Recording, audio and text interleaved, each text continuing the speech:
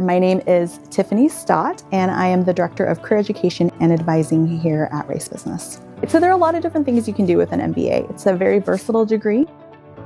Some of the most popular functional roles that students are interested in when they're coming in to get their MBA will either fall under finance, so things like investment banking, wealth management, or corporate finance. Consulting is another popular option for students, and typically students will go into a generalist role for management consulting. You can move into a specialist role, perhaps something like healthcare consulting.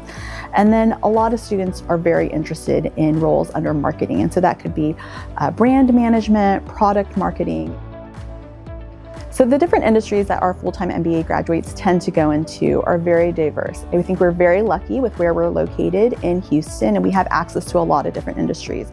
So the ones that you would typically think about for Houston, like energy or healthcare, which are very popular options, and many of our students do go into those areas.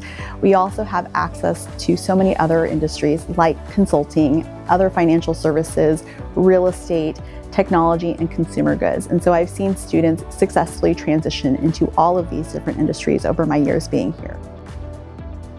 I think a lot of knowing what you want to accomplish coming in is helpful, so that way you can take the right courses, get connected and plugged into the right groups and communities.